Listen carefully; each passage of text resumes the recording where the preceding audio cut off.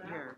Hello, blah, blah, blah, blah, blah, blah, blah. I'm testing it out. Blah, blah, blah, blah, blah. Okay. Hello, my name is Andrea Reyes, and I am here today to tell you a little bit about myself, but really how to be a fashion disruptor. I wear a couple of different hats.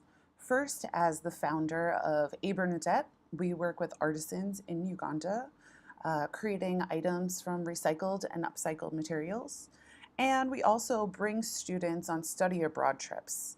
This time next year, I will be in Uganda for the fall semester, welcoming students to study ethical sourcing, sustainable supply chain management, and a few other fashion meets ethical fashion courses. I'm also the chair of the New York City Fairtrade Coalition. We are composed of 20 members who work with artisans similar to myself in a variety of different countries. We host educational events, panel discussions, and pop-up shops. And lastly, my newest business, more like a hobby at this point, is called Harlem Undressed. Harlem Undressed hosts monthly clothing swaps, but now we're gearing up for 2018 and will host business writing classes in conjunction with these clothing swaps. And lastly, I'm also a professor at LAM College, Pace University, Brewer College, Berkeley College, and this time next year, FIT. I teach retailing, trend analysis, product development, global sourcing and supply chain management, retailing, as well as the senior capstone class.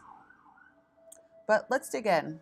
I know most of you are students or entrepreneurs looking to find out how you can promote and become more a part of the fair trade sustainable fashion movement. So first we need to disrupt the fashion industry. And I've listed out 6 different points on how we can do that. So first and foremost, join a group. As a part of the Fairtrade Coalition, I find it extremely helpful to have a group of people that I can rely on and count on and look to for guidance and support.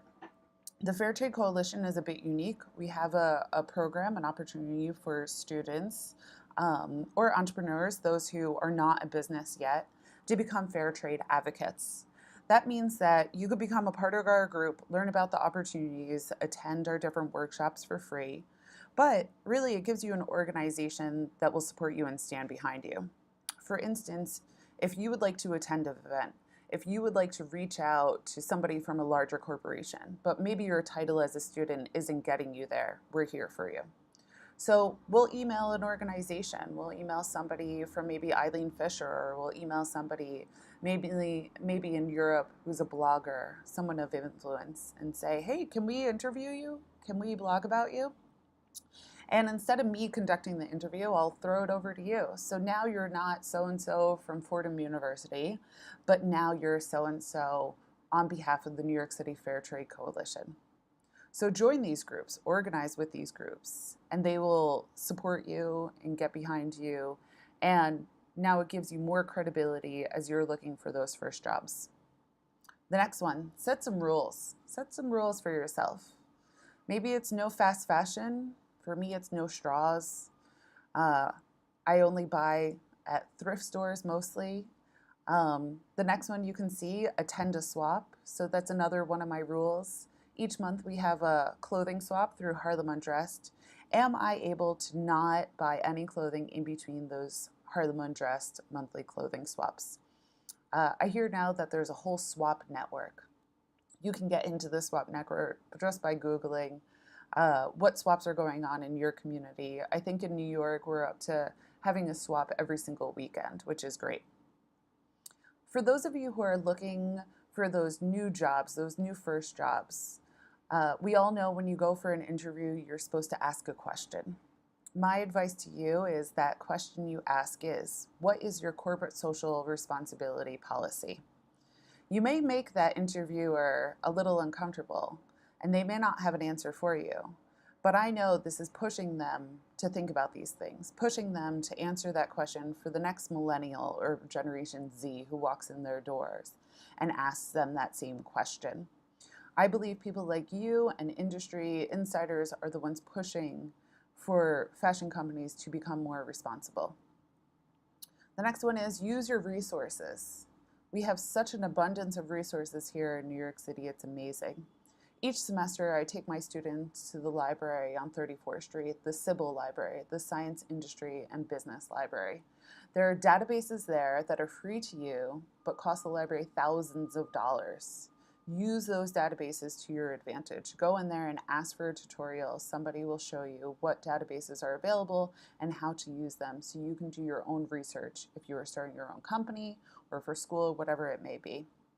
The same goes for your school, your schools. They have amazing databases, and I was so happy I was able to take advantage of them when I was in school, and even now I take advantage of them as a professor.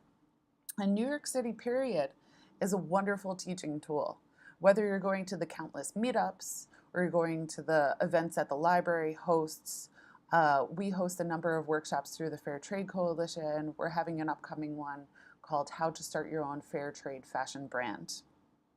And lastly, invest in a business. Invest in a business. That sounds a bit crazy, right? You've just invested a whole lot of money in your education. Or maybe you've invested already in your own business. But I'm telling you, one of the most important things that I did starting A.Bernadette was my sister and I, who is my business partner, worked for a business before we started our own. We were able to make 1,000, a million mistakes through that company. Yes, when we did start our own company, we made 1,000 mistakes, but it was 1,000 different mistakes. For many of you who are starting your entrepreneurial journey, you're starting with your education, which is wonderful, something you've paid for. But pay that little bit of extra money, $1,000. Go to a company that is doing something similar to what you want to do. Maybe it's a little bit different, but go to them and say, I have $1,000 to invest in your company. I love your social media, but I can help it in this way, this way, and this way. Come to them with a proposal, something concrete, and say to him, this is something that I can bring to the table. It's not just an internship where, to be honest, as a small business owner, I don't always take interns as seriously as I would like to.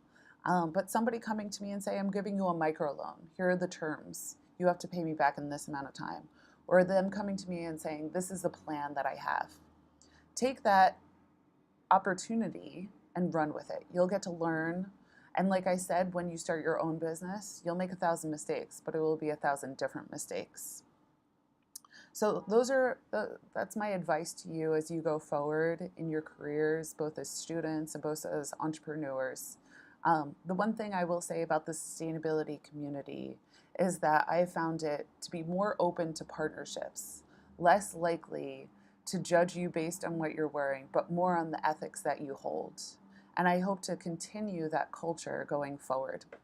So definitely keep in touch. Here are our social media handles here, whether it's Harlem Undressed, A.Bernadette, or the New York City Fairtrade Coalition. We are here to help guide you as mentors, as educators, as your community. Thank you.